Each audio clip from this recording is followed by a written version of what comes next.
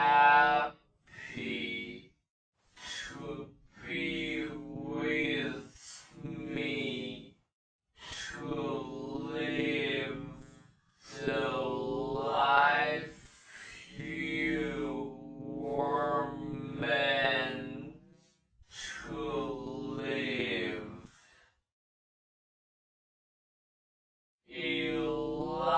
Elias nodded, but he knew it wasn't that easy. Forgiving himself was the hardest thing he had ever done. He had carried his guilt for 20 years, had let it consume him, had let it ruin his life, had let it keep him from the people he loved. It wasn't something he could just let go of overnight. Wasn't something he could forget.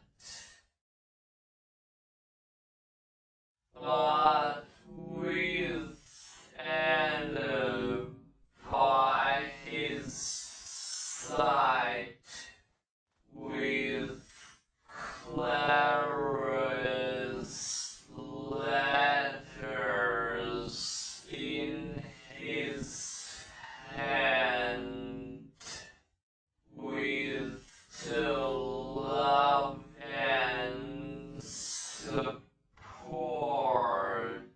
of those who cared about him, he knew he could try.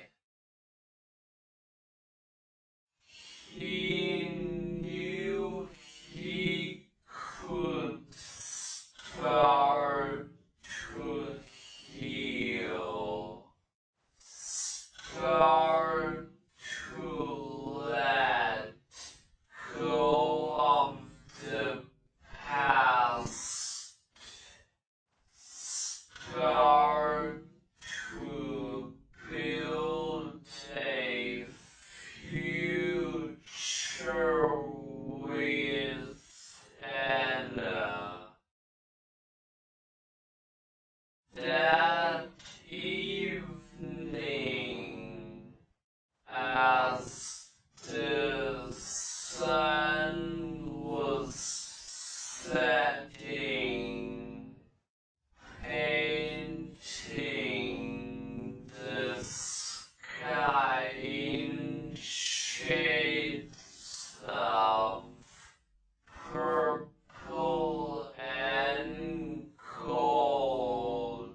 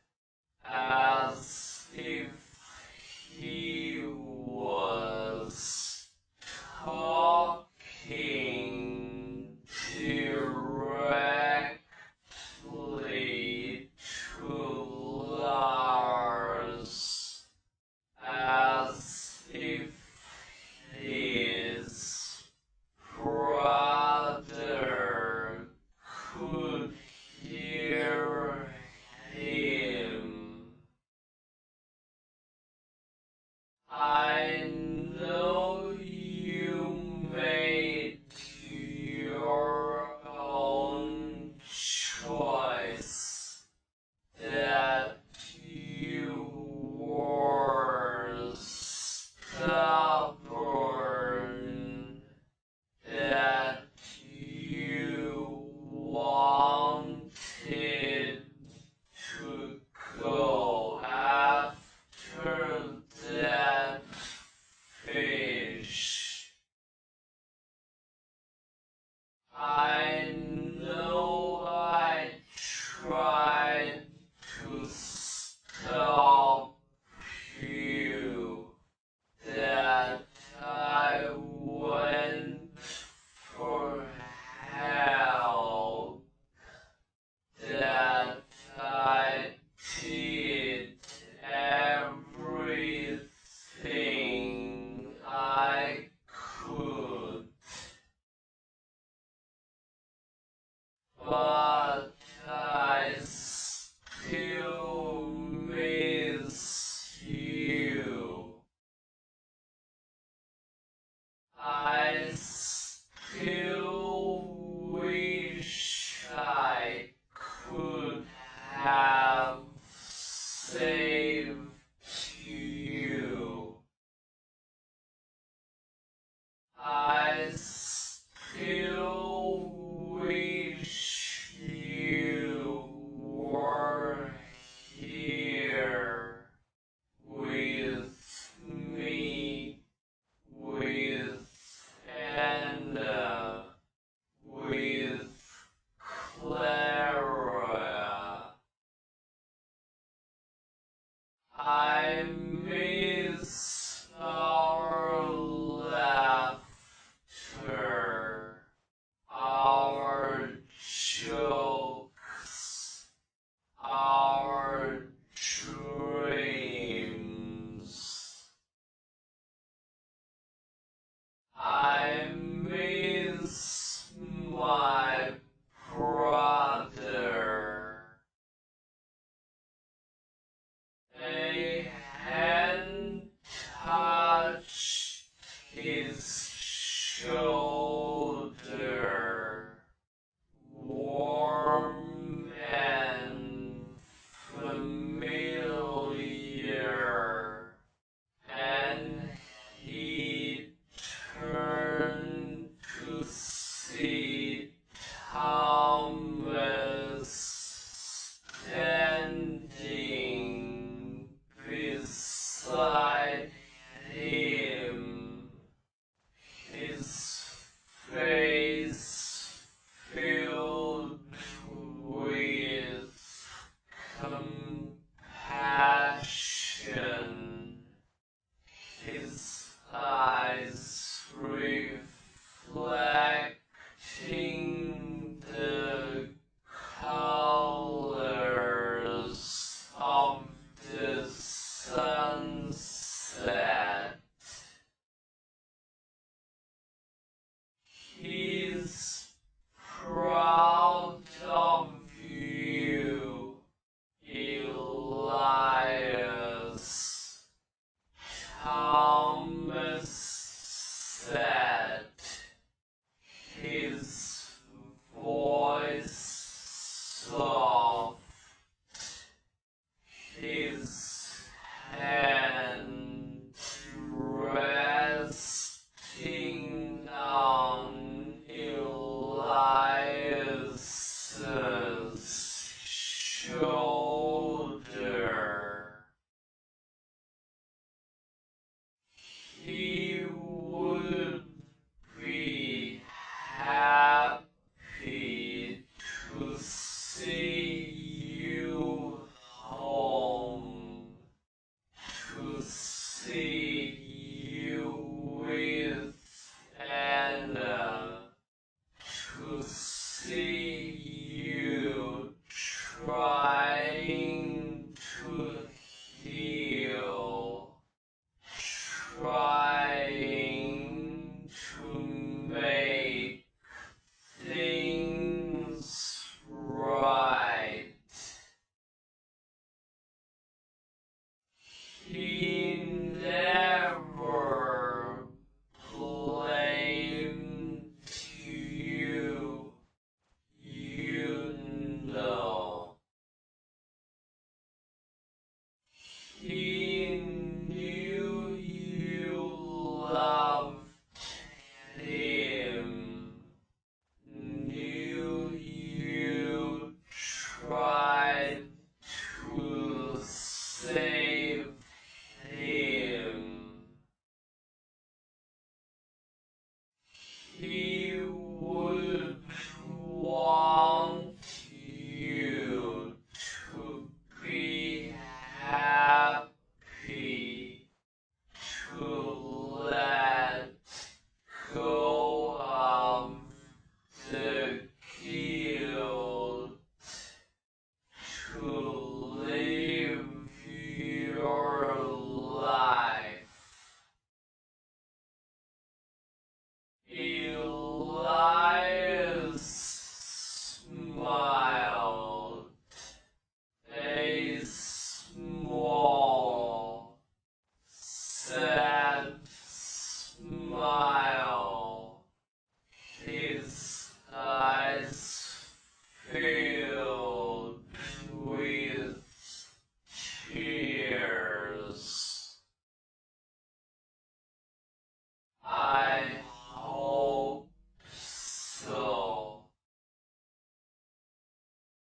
I hope he can forgive me, even if I can't forgive myself yet. He is, Thomas said, nodding, his voice firm. We all are. You've been through a lot, Elias. More than most people can handle. But you're here now. You're home. You're trying to make things right with Anna.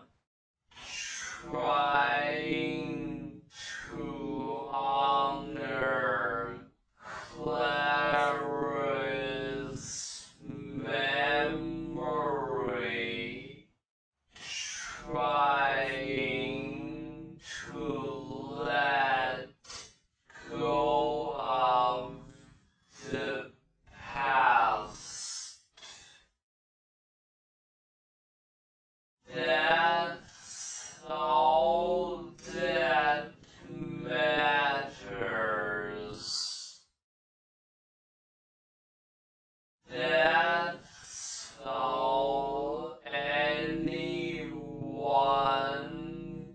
can ask of you.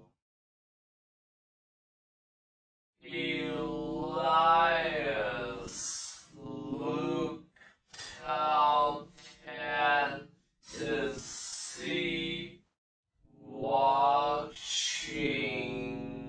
the sun sink.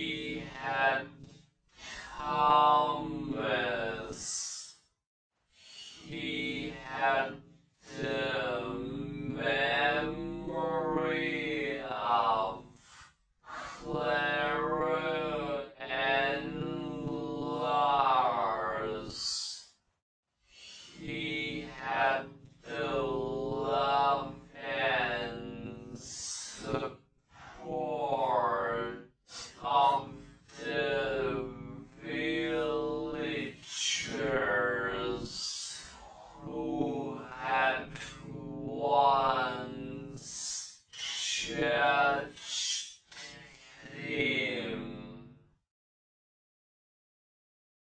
and with their love and support, he could finally start to heal, start to let go, start to live again. As he walked back to the cottage, the stars began to twinkle in the sky, bright and clear, and the lighthouses beam cut through the darkness, a beacon of hope for all who needed it. Elias smiled, knowing that he was no longer alone, that he had found his way home, that he had found the courage to face his past, that he had found the hope to build a future.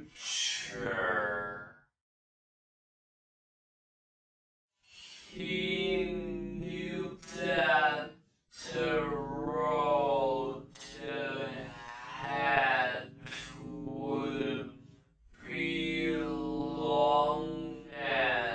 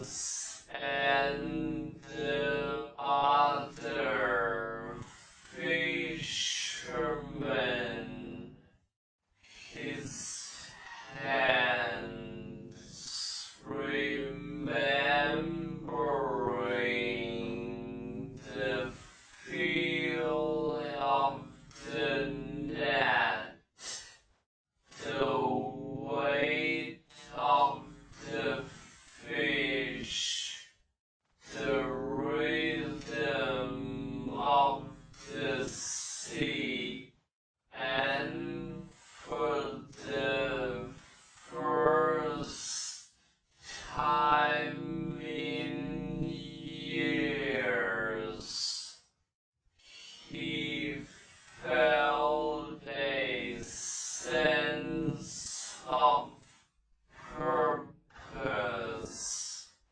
a sense of belonging.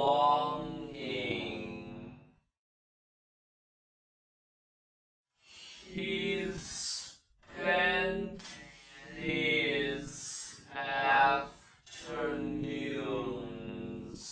at the village library,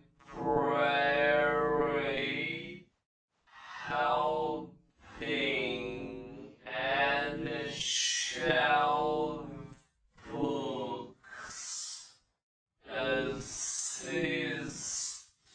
the villagers with their reading,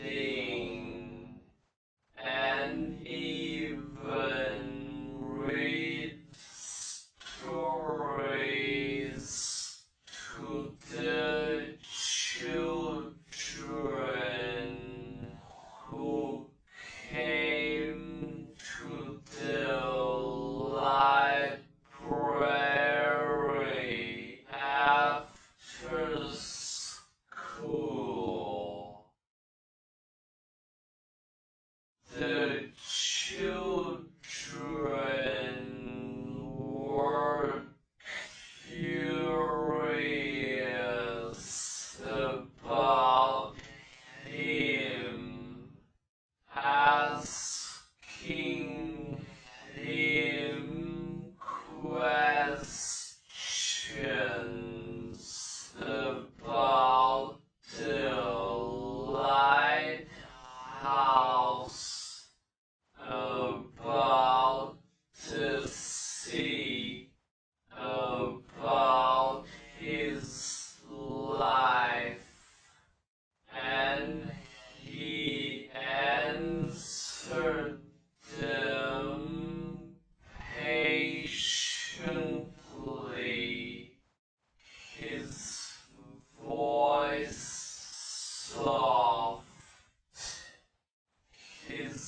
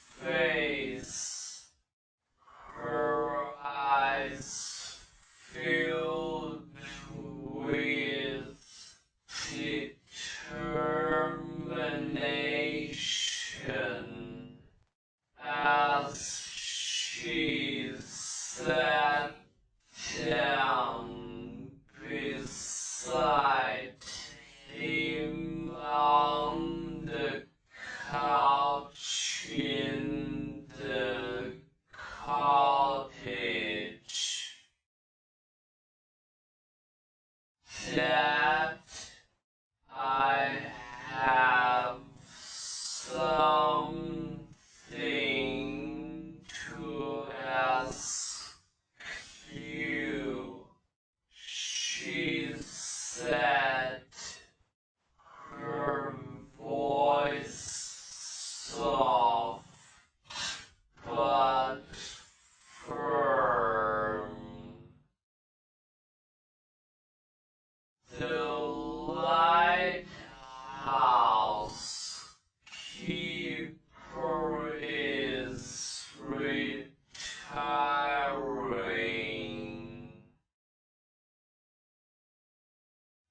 M.R. Henderson, the men who took over after you left, he's getting old. His legs are giving out, and he can't climb the stairs anymore.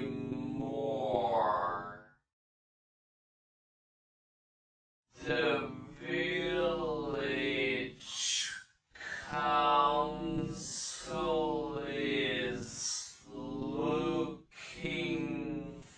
for someone new to take over. Someone who knows the lighthouse. Someone who loves the sea. Someone who can be trusted to keep the light shining. I was wondering, would you want to go back? Not as an exile, not as a prisoner of your guilt, but as someone who belongs there, as someone who can share the light with others, as someone who can honor the lighthouse's legacy. The Whispering Pines Chronicles,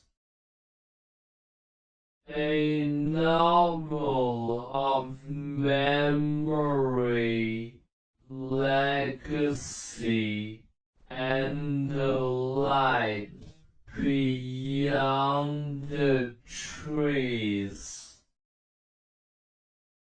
Word count 4万. Prologue. last letter. The storm hit whispering pines at dusk, as it always did in mid-October. Rain lashed the gabled roofs of the small New England town, turning the dirt roads to mud and drowning the crickets sung in a steady drum. At the edge of town, where the pines grew thickest and the street lights faded to faint gold, stood Blackthorn House, a 3-story Victorian with peeling white paint, a wrap-around porch, and a tower that jutted toward the stormy sky like a finger pointing to the past. Inside, the air smelled of cedar and old paper.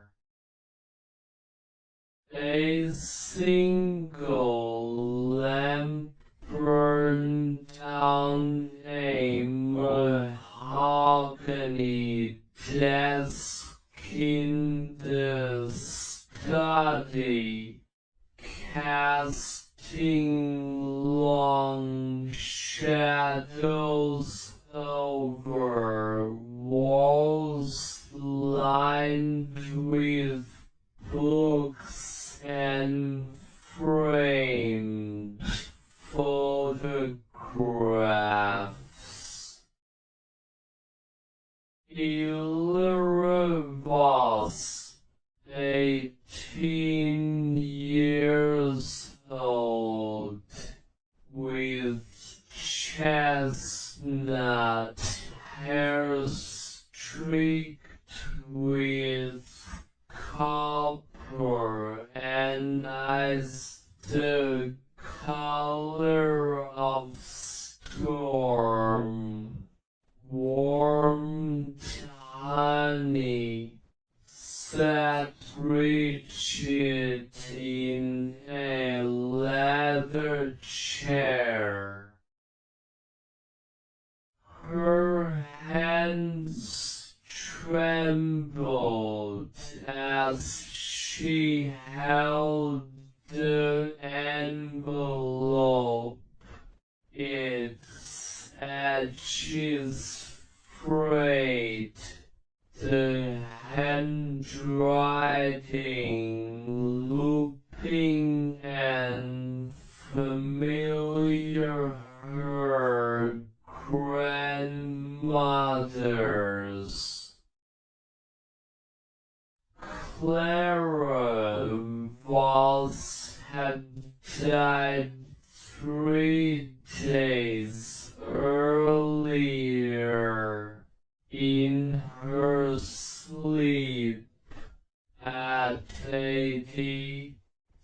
7.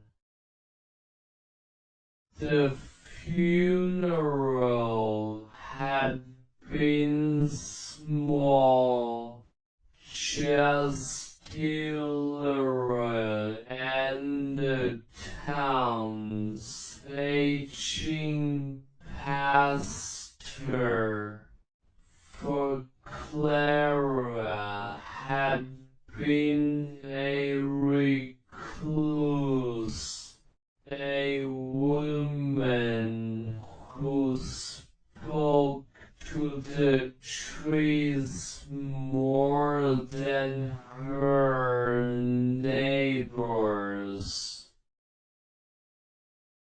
To the townsfolk, she was the hermit of the pines, a strange old widow who never locked her doors but never let anyone in. To Illyria, she had been the whole world.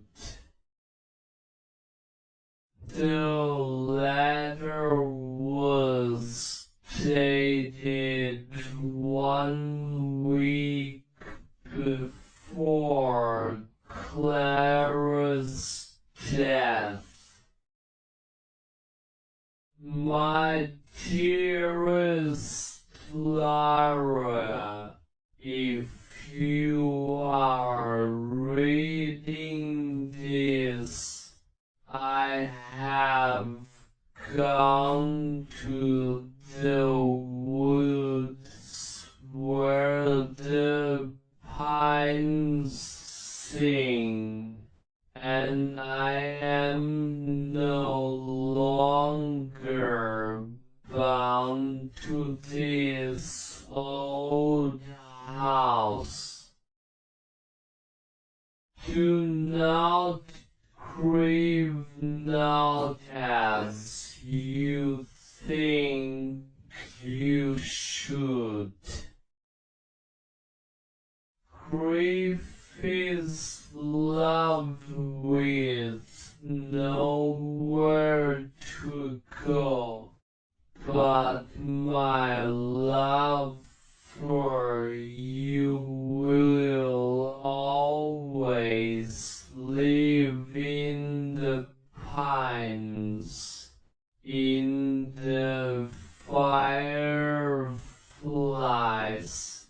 in the quiet moments you stop to listen. I have kept a secret all my life, a secret this town buried, a secret this house holds, a secret that is now yours. You are not just my granddaughter. You are the keeper, the last one in the attic behind the oak chest with the brass lock. You will find a journal. It is not mine. It is our family's 7 generations of keepers writing what the town forgot. Read it. Follow its words.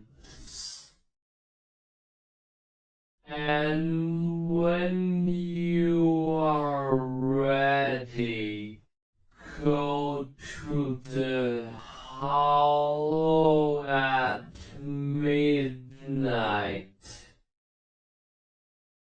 The trees will tell you what to do. Do not fear the dark, Lara.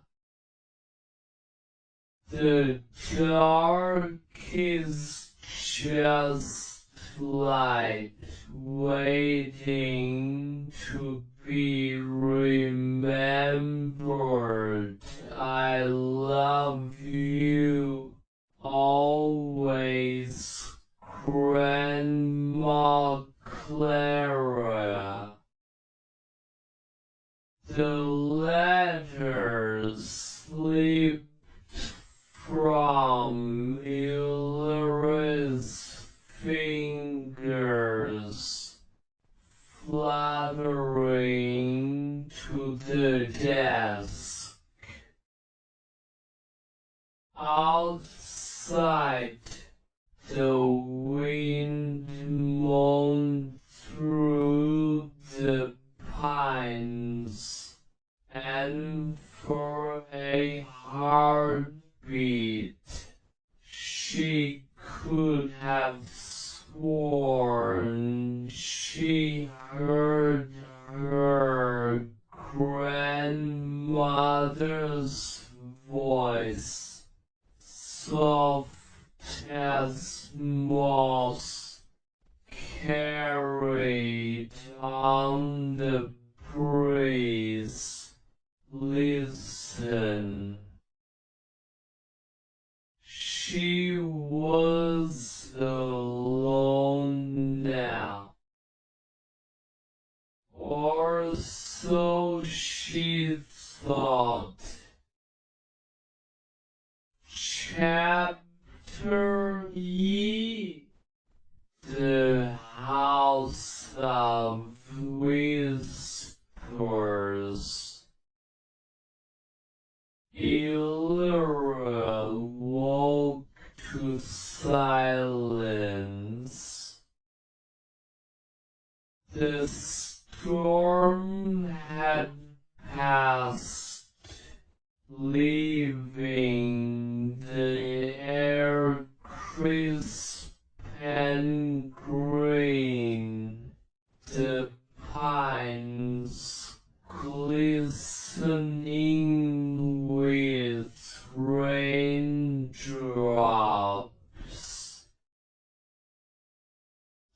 Sunlight filtered through the study's stained glass window, painting red and blue splotches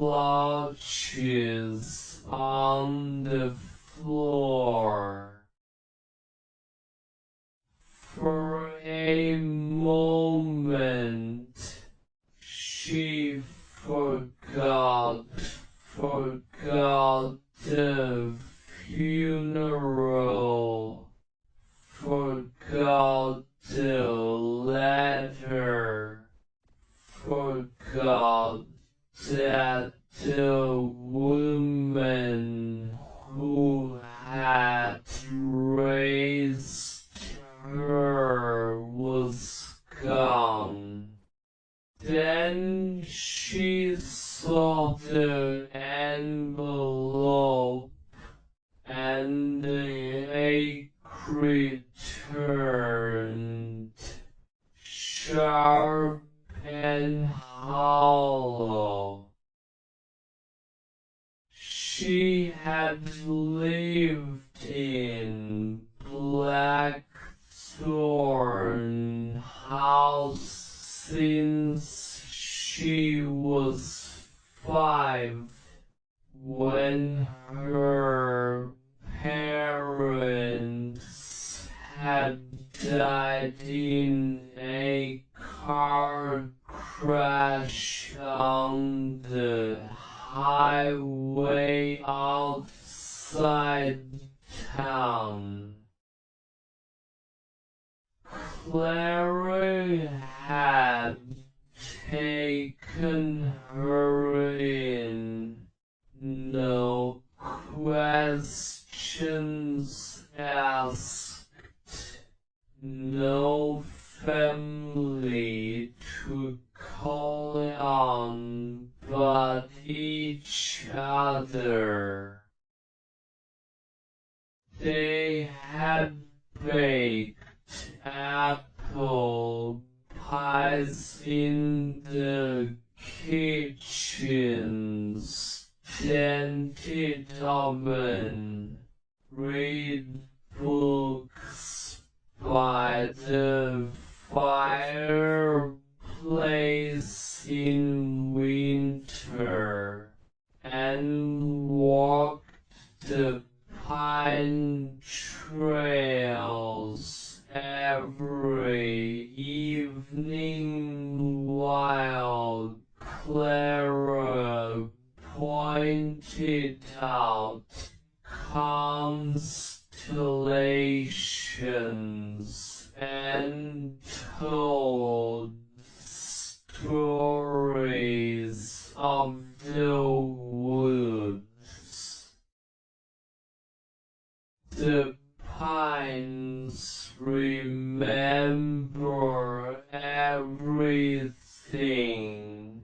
she would say. They don't judge. They just keep.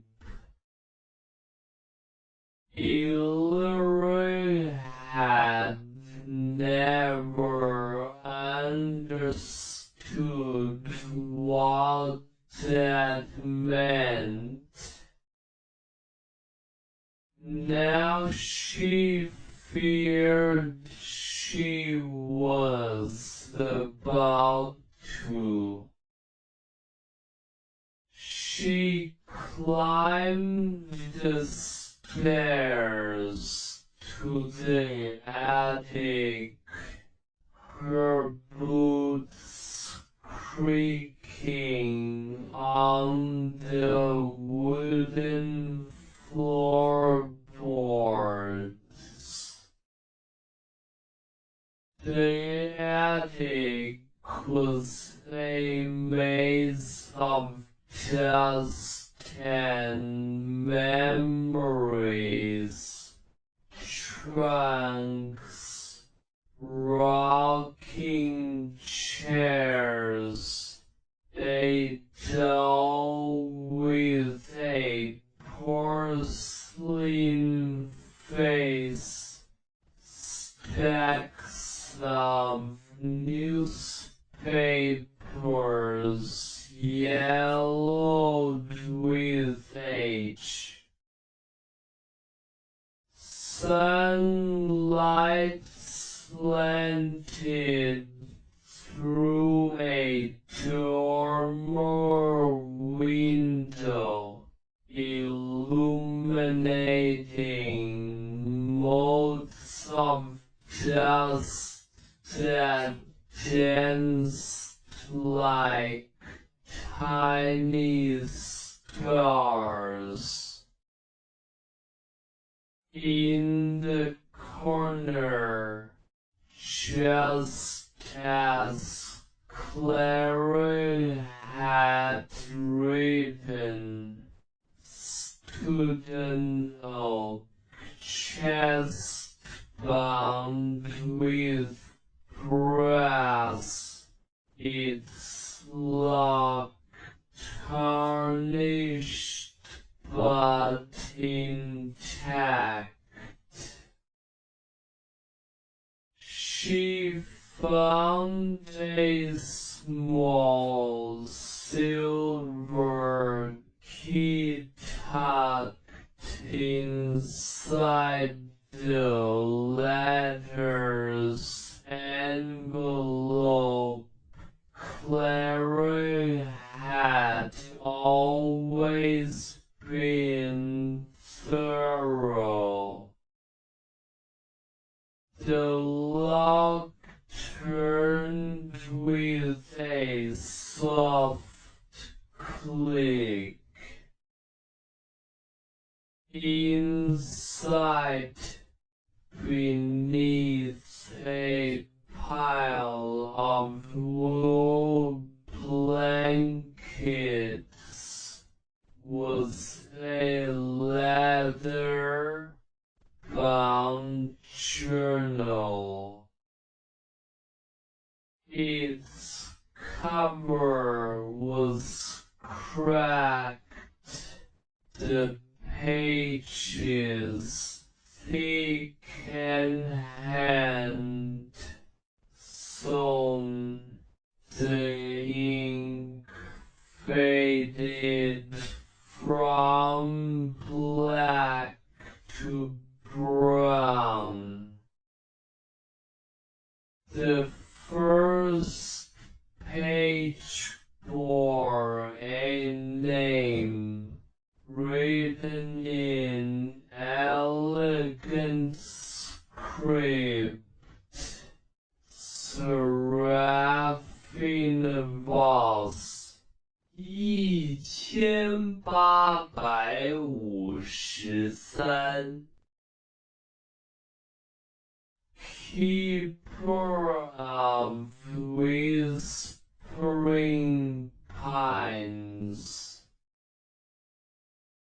Illyria sat cross-legged on the floor and opened it.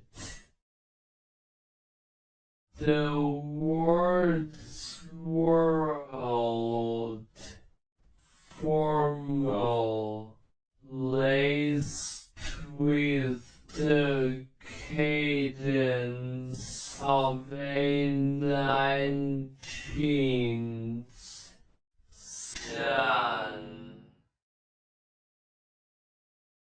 I always wondered why you left, she said, her voice barely above a whisper,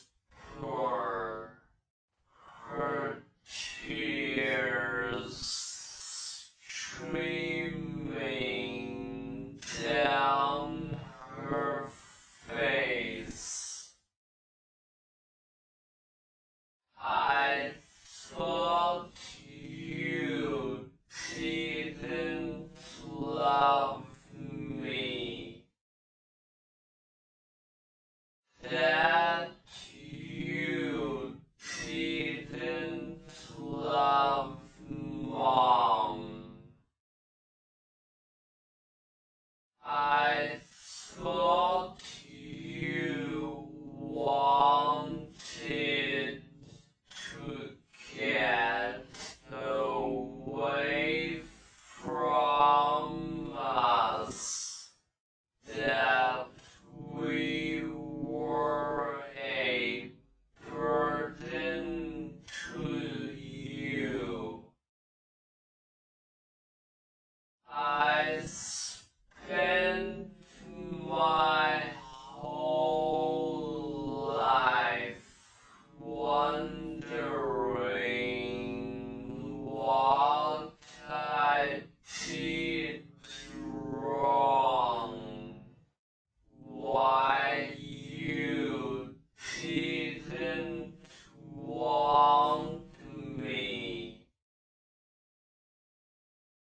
I hated you for it for a long time. But now I understand.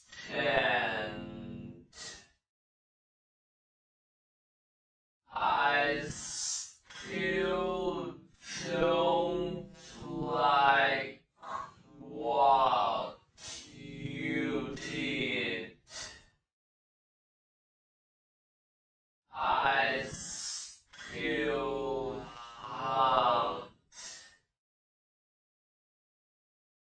but I understand.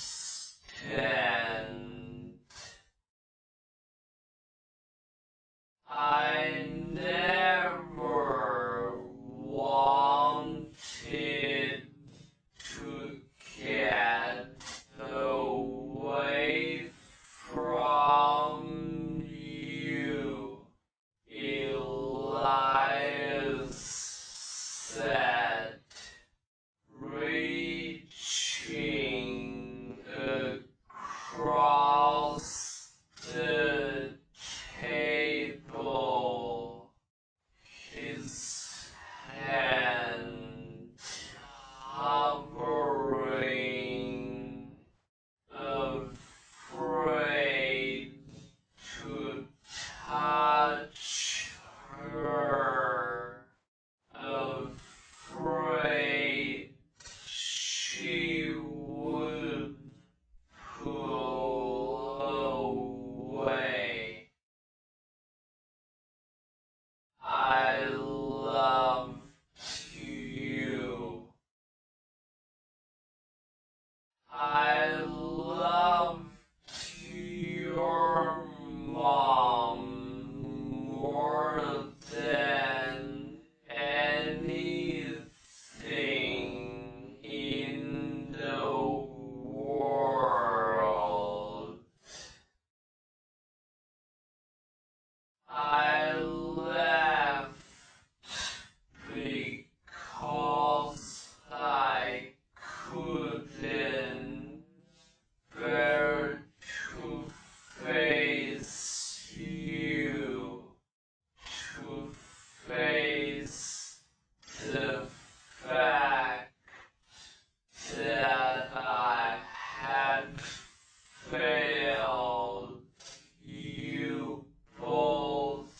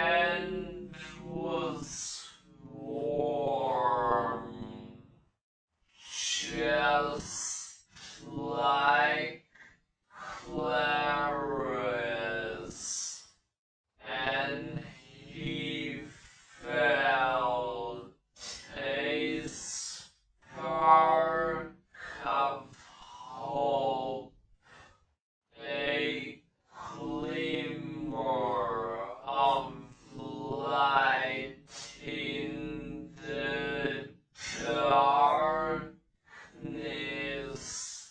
that had consumed him for so long. I'm home now, and I'm not going anywhere.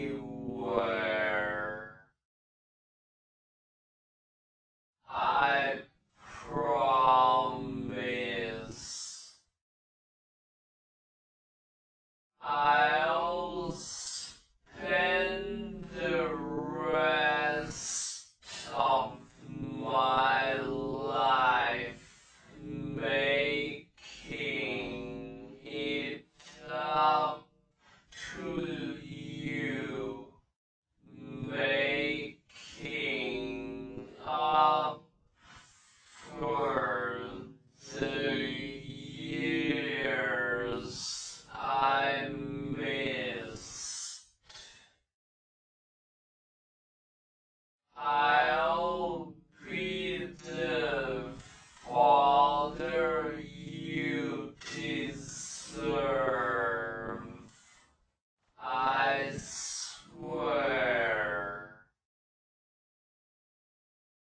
And nodded, tears streaming down her face, and she leaned forward,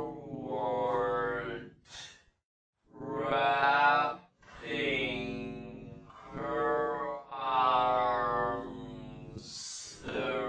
around him, her head resting on his shoulder.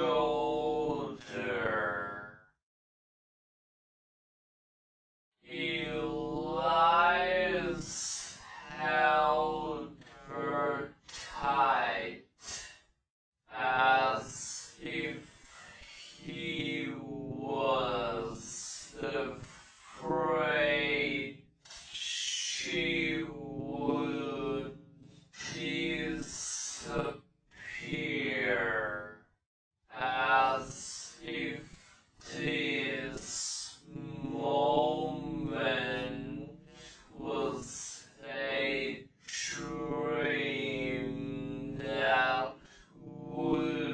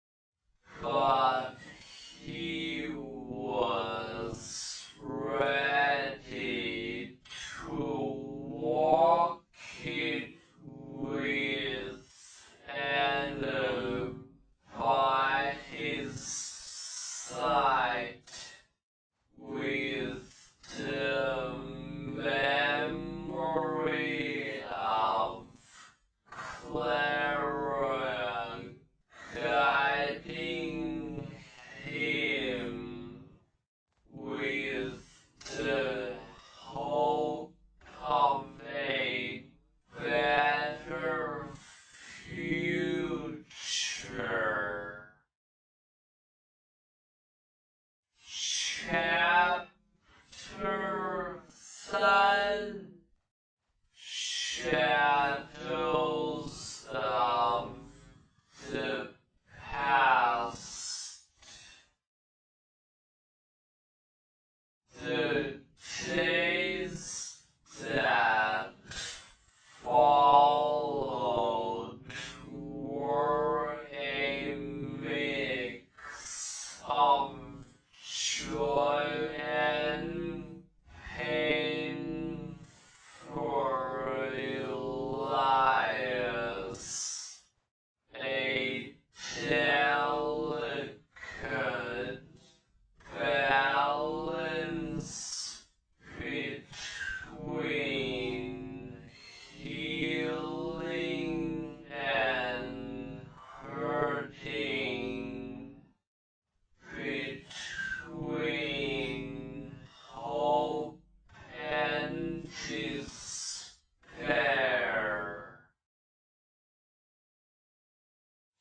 He moved into the cottage with Anna, returning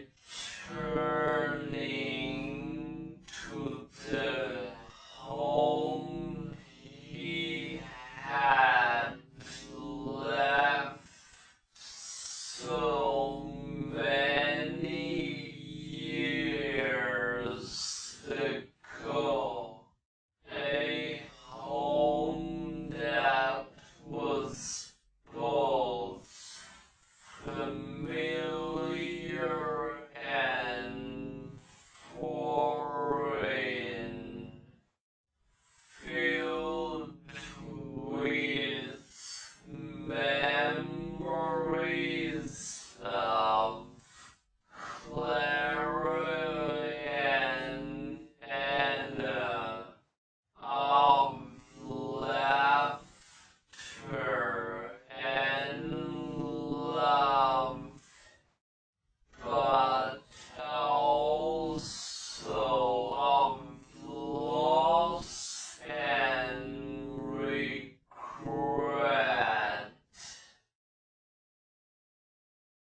It was strange being back, sleeping in the same bed he had shared with Clara, eating at the same table, walking through the same rooms, yet everything felt different, as if he was an outsider in his own home, a stranger in the life he had once lived. Anna was slowly opening up to him, sharing stories of her childhood, of the years he had missed, of the way she had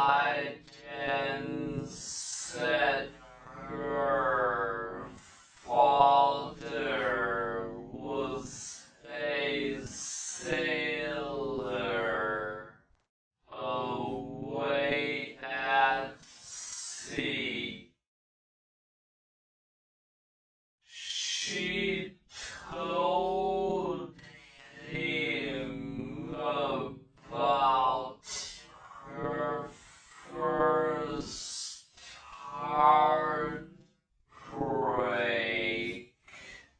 about the boy who had broken her heart, and how Clara had held her while she cried, telling her that one day her father would come home, that he loved her more than anything.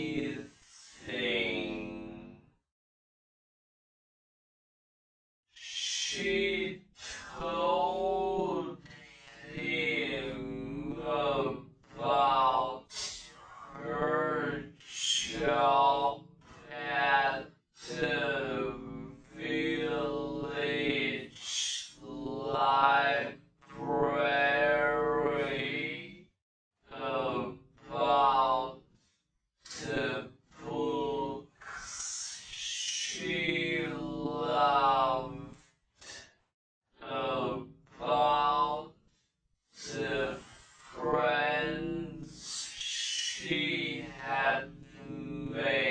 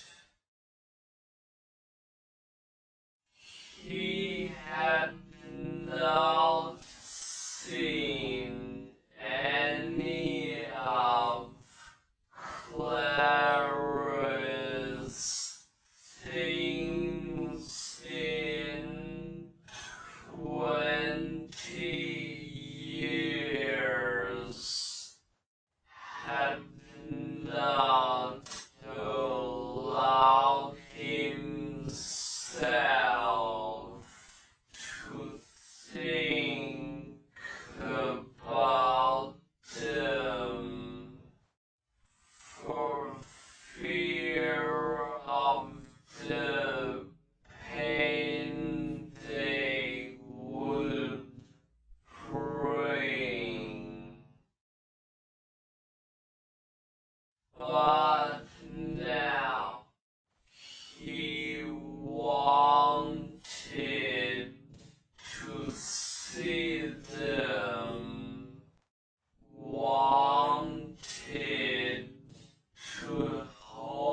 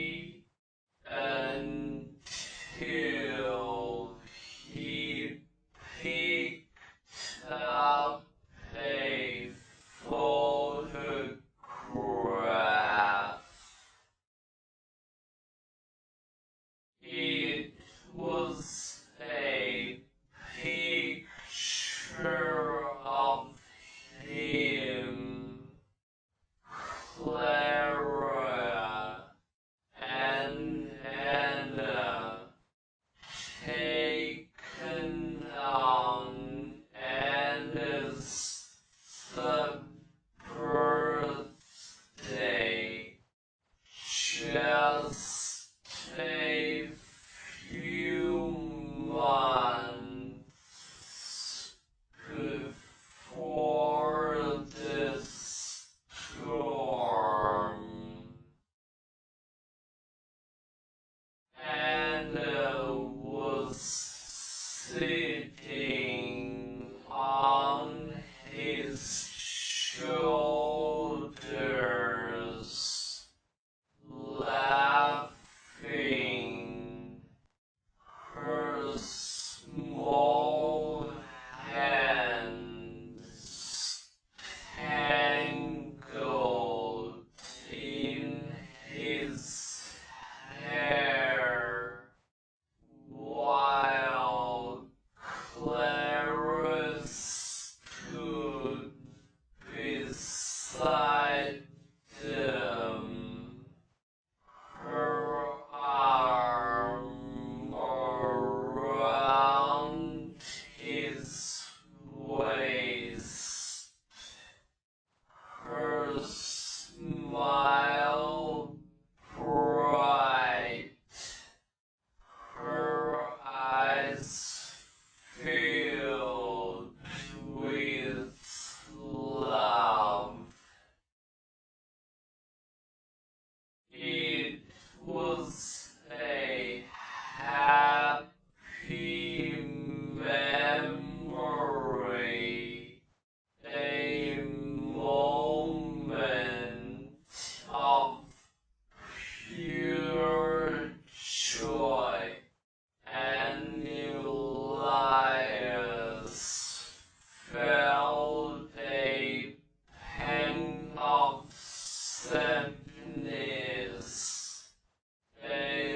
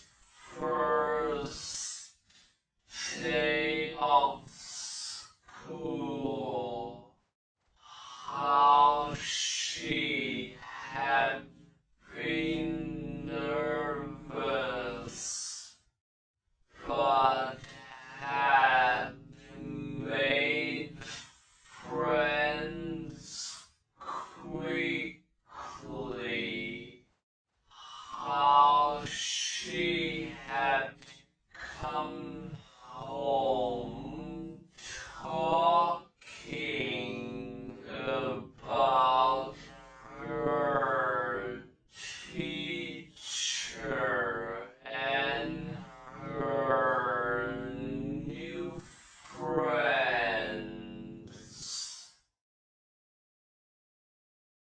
She wrote about the way the sea looked at sunset, how it reminded her of him, of the way his eyes would light up when he looked at her.